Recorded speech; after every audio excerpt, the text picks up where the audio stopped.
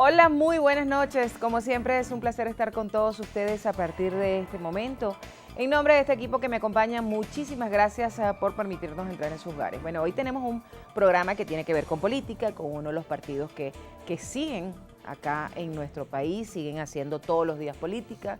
Pues tiene ya 52 años, fue fundado en el año 1971. Es por eso que vamos a hablar esta noche del movimiento al socialismo. Reporte Más es nuestra etiqueta. Empiece a enviar sus comentarios. ¿Qué opina usted del partido político Movimiento al Socialismo? ¿Conoce quiénes fueron sus fundadores, sus dirigentes y quiénes están en estos momentos también allí en esa organización política? La organización de la tolda naranja, como se le decía tradicionalmente, y después, por cierto, que Voluntad Popular también se le ha dicho así, la tolda naranja, pero originario era el movimiento al socialismo acá en nuestro país. Bueno, de eso vamos a estar hablando, @reporte por GB, en todas las plataformas, @del Valle Canelón en Instagram. Nuestro invitado esta noche es Felipe Mujica, él es secretario general del movimiento al socialismo. Felipe, un placer tenerte acá, teníamos tiempo que no conversábamos, además, qué bueno que es en el marco de un nuevo aniversario del movimiento al socialismo. Yo soy pro partido político, siempre lo he dicho, los partidos políticos son pues necesarios en una democracia. ¿Cómo celebraron ustedes este 52 aniversario en esta Venezuela que estamos viviendo? ¿Cómo estás tú? Bien, bien. Bien. ¿Verdad que teníamos unos cuantos años Sí. que no conversábamos? Es así. Mira, bueno, como tú lo has dicho, el MAS acaba de celebrar su 52 aniversario. Lo hicimos con un evento que lo planificamos con la intención de transmitir el más amplio mensaje político que consideramos que deberíamos hacer. El acto se hizo el 23 de enero. Lo hicimos con un conjunto de invitados especiales, donde el principal invitado fue Carlos Fernández, el presidente de Fede Cámara, con la intención de conversar allí 4 temas. El tema de la política, el tema económico, el tema sindical con todo lo que tiene que ver con el salario, e invitamos también a una periodista amiga que dio un conjunto de opiniones políticas al respecto. Ese evento, cuando lo diseñamos, lo queríamos hacer de una manera tal que pudiéramos garantizar que allí fuese todo lo que pudiéramos convocar del campo opositor para que el evento se convirtiera en un punto de encuentro. Y tuvimos la suerte que del 100% de los invitados, aproximadamente como el 80% asistió.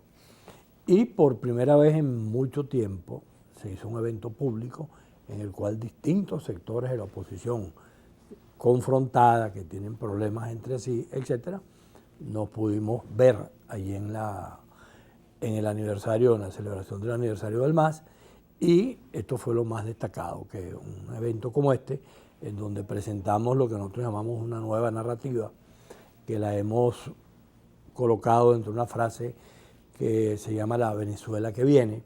Esa Venezuela que viene implica un conjunto de aspectos en la política, en lo social, en lo económico, en términos de la democracia, en términos del país que queremos, y que en definitiva lo que buscamos es que pueda ser un esfuerzo en el cual todos los venezolanos, sin exclusión, podamos efectivamente construir un país en el cual todos podamos vivir de manera diferente a como estamos viviendo en este momento, y podamos tener en Venezuela, que es un país con toda la riqueza, con todas las características que conocemos, podamos tener la posibilidad de encontrarnos y de construir entonces un escenario social, político, en donde la gente tenga salario, donde haya una economía productiva, donde haya la posibilidad de que la alternabilidad como elemento político esté presente, que la gente pueda decidir su vida sin necesariamente estar esperando ni el bono, ni la bolsa CLAC, ni un salario de hambre como el que se tiene en este gobierno, sino que, bueno, haya la posibilidad de que la economía, al convertirla en lo que yo llamo la economía productiva, que es una economía que pueda tener un sistema financiero que opere, que permita que todos nosotros podamos tener, como tuvimos en el pasado, tarjetas de crédito, podamos tener acceso al crédito, que la figura del crédito permita que la gente pueda comprar neveras, lavadoras, cocinas, apartamentos, carros, o resolver problemas económicos que eventualmente tenga, como es en todos los países modernos de esta etapa de la historia de la humanidad. Bueno, esa narrativa es la que nosotros estamos intentando construir a partir de encontrarnos. ¿Esa es la Venezuela que viene o esa es la Venezuela que ustedes tienen la esperanza de que venga? Bueno, cuando decimos la Venezuela que viene es porque vamos a hacer todo lo que sea necesario desde el punto de vista democrático, desde el punto de vista de las salidas políticas para construir esa Venezuela. Es una oferta que nosotros estamos haciendo. Ojalá eso pudiéramos hacerlo en un plazo breve, ojalá no solamente fuera un empeño de un sector de la sociedad, sino que todos los venezolanos entendamos que si nos ponemos de acuerdo, podemos construir un país de esa manera en el cual, saliendo del autoritarismo, podamos entonces tener una vida democrática, una vida donde haya economía productiva, como la llamo, y que permita que podamos entonces vivir de manera diferente. 52 años de fundado acaba de cumplir el movimiento al socialismo, 1971. ¿Alguna similitud con ese año en el que se creó el movimiento al socialismo? Un poco por qué se funda el movimiento al socialismo, sus líderes de aquel momento, pues un poco traerlos a esta Venezuela que estamos viviendo. ¿Hay alguna similitud entre esas dos épocas? Han pasado pues 50 años, 52 años, pero eso me lo respondes al regreso. Estamos conversando esta noche con Felipe Mujica, secretario general del Movimiento al Socialismo. Ya estamos de vuelta esta noche aquí en Reporte Estelar y tenemos de invitado a Felipe Mujica, secretario general del Movimiento al Socialismo. Nos fuimos a la pausa, quedó una interrogante. El MAS se fundó hace 52 años, 1971. Un poco, si puedes ver lo que ocurría en aquel año, en la Venezuela de aquel entonces, con la Venezuela que estamos viviendo en estos momentos. Una pregunta bien interesante porque evidentemente hay cosas que se parecen mucho. Recuerda que cuando el MAS nace, buena parte de lo que era la izquierda venezolana en aquella época, el Partido Comunista, el MIR y otros sectores, veníamos de regreso. Del Almonte, de la guerrilla, sí. La lucha armada, ¿no? Y en el seno del Partido Comunista había todo un debate que tenía que ver con el tema del autoritarismo, con el tema de las expresiones de lo que significaba la Unión Soviética, lo que significaba Cuba. Pompeyo Márquez había tenido un tremendo encontronazo con Fidel Castro desde el punto de vista de un debate a través de un libro incluso que escribió Pompeyo. En aquel momento Teodoro, y ese es un libro que tiene mucho que ver con el nacimiento del MAS, está el libro de Teodoro, Checoslovaquia, el socialismo como problema, a partir de la invasión que se había producido por parte de la Unión Soviética a Checoslovaquia, y el debate que se hace en el seno del Partido Comunista para que nazca el MAS es precisamente para rechazar todas esas versiones autoritarias de lo que en aquel momento se denominaba socialismo, izquierda, etcétera, que tiene mucho que ver con lo que está pasando hoy. Y el MAS nace, el nombre de Movimiento al Socialismo y Socialismo a la Venezolana, es precisamente para distinguirse, para separarse de todas esas versiones autoritarias que en aquel momento estaban vinculadas al esquema del socialismo. Es decir, el socialismo soviético, un socialismo autoritario, el socialismo chino, un socialismo autoritario, el socialismo cubano, un socialismo autoritario, y había unas versiones europeas y unas versiones en América que no eran autoritarias, eran democráticas, y ese debate estaba en pleno proceso. Nace el MAS coincidencialmente nace con un apellido en aquel momento, producto de la cantidad de factores que tuvieron que encontrarse, que se llama Movimiento del Socialismo, Fuerza Comunista Venezolana. Esa Fuerza Comunista Venezolana duró apenas, creo que 6 meses, creo que fue lo que duró, hasta que finalmente quedó Movimiento del Socialismo y Socialismo a la Venezolana. Eso que era lo que queríamos hacer, precisamente separarnos de todo el autoritarismo. Aquello que el MAS confrontó, que no era que lo teníamos en Venezuela, sino que estaba en el exterior, en el resto en otros países. Bueno, aquí en Venezuela hoy lo tenemos. Y la importancia en este momento de lo que el MAS viene señalando en relación a que hay que romper con el autoritarismo, lo hemos dicho de una manera directa. El autoritarismo no tiene sexo. El autoritarismo es de derecha, es de izquierda o es de centro, simplemente porque el autoritarismo es una manera de gobernar que acaba con la democracia. Y en Venezuela uno de los problemas que tenemos precisamente es que este gobierno autoritario no permite, y tú lo ves en las frases que ellos utilizan. Por ejemplo, cuando dicen desde el gobierno, no volverán.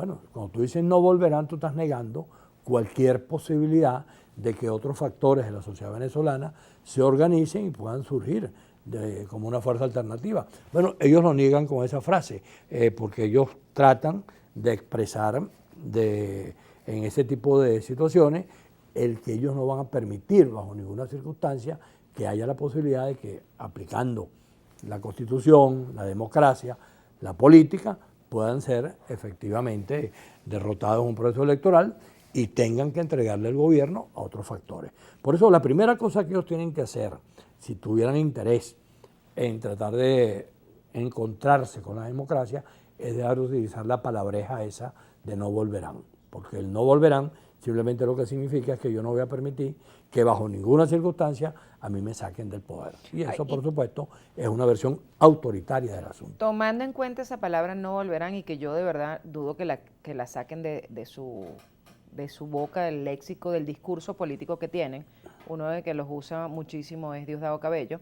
¿Crees tú que en la actual circunstancia que tenemos en estos momentos, se están preparando ya unas elecciones primarias por parte de la oposición? ¿Crees que definitivamente el gobierno va a dejar que a través de una salida como es la salida electoral le puedan arrebatar el poder después de 23 años? Tú sabes que ese problema ha estado presente, esa pregunta, desde que comenzó la lucha contra el chavismo. Yo recuerdo que por allá por los años 2000, sí, más o menos por el año 2000, 2001, 2002, existía la misma pregunta. ¿Ustedes creen que con ese CNE, ustedes creen que con esas tales o cuales circunstancias, ustedes creen que van a entregar, etcétera? Bueno, y se fueron desarrollando circunstancias donde el gobierno perdió elecciones. Por ejemplo, está la elección del 2007, que la perdió Chávez, que fue el referéndum por la reforma autoritaria, que lo perdió. Están las elecciones del 2015, que también la perdieron. Y pudieron haber perdido otras si la oposición no se hubiese equivocado metiéndose a abstencionista. Cuando la oposición se mete a abstencionista, de alguna manera le presta un gran servicio al gobierno en su política, que tiene fundamentalmente dos propósitos. Una, dividir a la oposición, y la otra, ser abstencionista. Pero han perdido batallas que pues han sido significativas para ellos, han sido reveses de los cuales han aprendido, pero no han perdido la batalla principal, que significa el poder central, el poder ejecutivo, y en estos momentos la silla presidencial, que la está encarnando y la está llevando pues Nicolás Maduro. Vamos a dejar ese interrogante allí bien latente, porque nos toca hacer una pausa. Estamos conversando esta noche con Felipe Mujica, dirigente del Movimiento del Socialismo. Ya regresamos. De regreso esta noche en Reporte Estelar, nuestro invitado es Felipe Mujica, dirigente del Movimiento al Socialismo. Nos fuimos a la pausa y, bueno, yo le preguntaba, el chavismo ha perdido batallas significativas, sí, ha perdido gobernaciones, por ejemplo, una que creo le debe haber dolido muchísimo es la de Barinas, porque, bueno, todo lo que encarna de allí salió su máximo líder, Hugo Chávez Frías. Pero la principal, que es la presidencia, hasta los momentos no. ¿Usted ve al chavismo aceptando, cuando todavía no ha aceptado las condiciones completas democráticas para celebrar un proceso pues, electoral de esa magnitud en Venezuela? Todavía hay serias dudas. La oposición, ¿ustedes cómo ven el proceso de primarias? ¿Van a participar? Vamos a ir por parte. Ajá. La primera cosa es que si la oposición, el país, que abrumadoramente dice que no quiere Maduro, deja de ser una parte abstencionista. 70% hasta los momentos. Y vota. El Según 70% no quiere a Maduro. Ahora, ¿qué es lo que ocurre? Según la mayoría de las encuestas. Exacto. En el año 2018, también la mayoría no quería a Maduro, pero hubo una parte de la oposición que decidió abstenerse y en vez de ganar Falcón, ganó Maduro. Pero tenemos también 8 millones de electores, bueno, no, 8 millones de venezolanos, no quiere decir que todos sean electores, están fuera del país. Sí, que están fuera, pero lo que te quiero decir es que aún Claro. en las condiciones de los electores que tenemos aquí, si en vez de haber sido abstencionista, que es lo primero que hay que reconocer, que el abstencionismo fue un grave error de la oposición, el más grave error que ha cometido. Y sigue siendo un error. No, y seguirá siendo un error siempre porque, como yo lo comento permanentemente, cada vez que viene el acto de votación, yo le digo a los amigos abstencionistas, nos vemos el lunes para que me digas para dónde seguimos. Y le digo, desayunamos, almorzamos, nos tomamos un whisky. Y siempre me embarcan porque no tienen nada que decirme. Entonces, ¿qué es lo que ocurre? El abstencionismo es el más grave error que ha cometido la oposición. Hoy creo, da la impresión de que la mayoría han reconocido que efectivamente hay que ir a votar y estamos en ese proceso. Como yo lo digo, todos estamos de acuerdo en ir a La Guaira.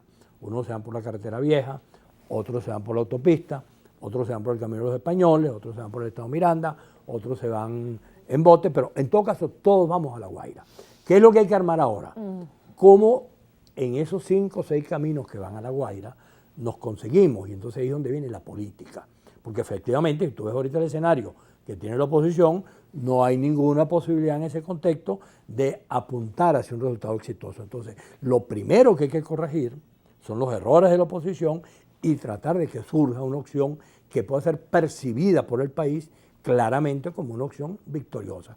Y eso hay que construirlo. Eso no es que va a salir de la noche a la mañana, ya sabemos. ¿Crees tú que hay posibilidades en estos momentos con esa oposición y esas oposiciones que tenemos, donde tienen diferentes vías para llegar a La Guaira? En este caso, La Guaira es Miraflores y el poder, ¿no? Por la vía electoral. La Guaira en principio es el camino electoral. Y después que lleguemos a La Guaira, si todos estamos de acuerdo en la vía electoral, vendrá la posibilidad clara de que el país perciba que se corrigieron los errores y que hay una opción victoriosa con opción de triunfo. Más allá de todas las demás cosas que la gente diga, si aquí se presenta una opción que indiscutiblemente tenga la posibilidad de ganar, que es lo que en política se llama un acto de fuerza, el gobierno puede tener toda la disposición de no querer entregar, cosa que yo dudo porque hay distintas visiones.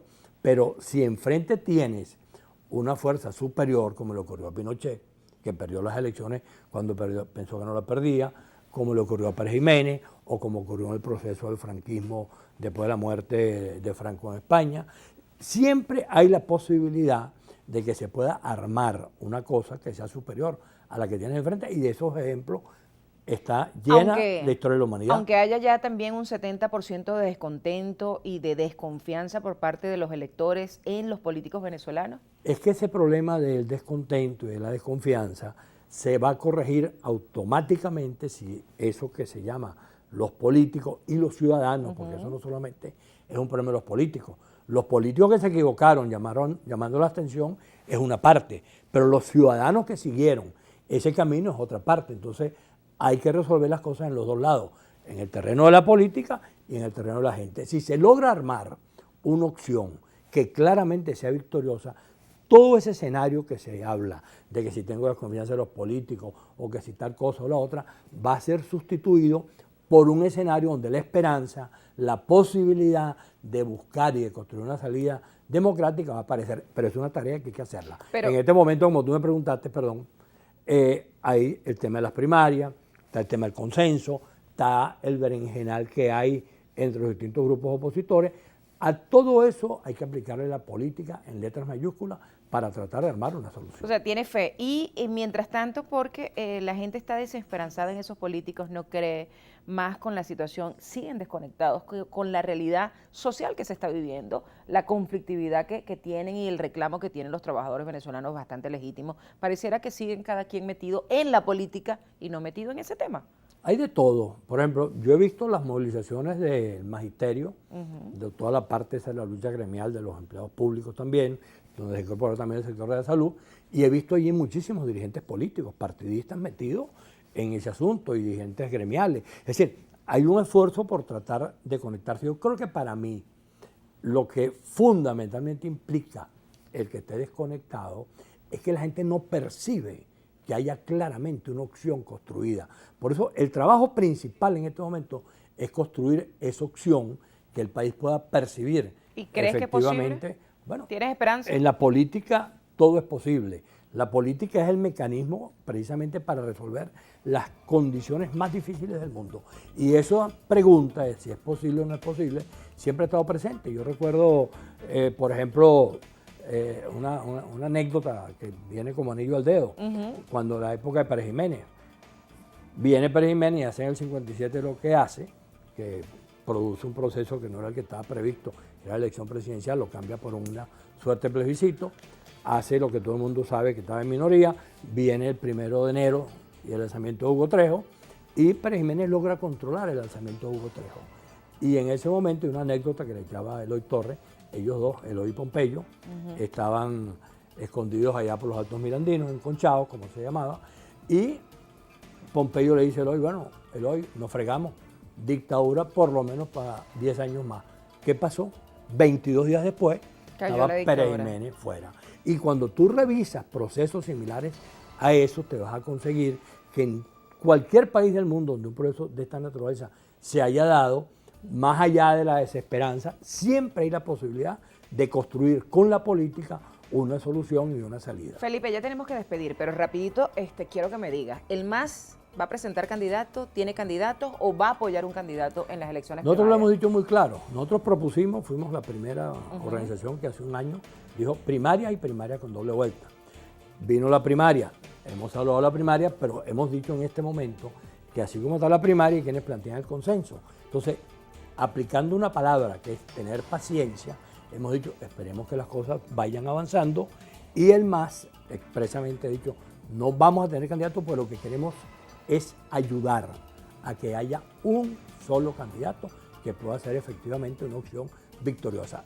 La vida nos irá dando la pauta de cómo ir haciendo las cosas, las estamos haciendo aquí. Nosotros siempre hemos sido una organización optimista que ha tenido permanentemente alternativas y soluciones y vamos a seguir insistiendo, estamos hablando con todo el mundo y lo vamos a seguir haciendo para tratar de construir esa salida que el país aspira. Bueno, muchísimas gracias a Felipe Mujica pues por habernos acompañado esta noche acá en Reporte Estelar, hablando de lo que es la organización política Movimiento al Socialismo, que acaba de cumplir 52 años, y hablando de la situación política venezolana y de lo que viene en los próximos tiempos.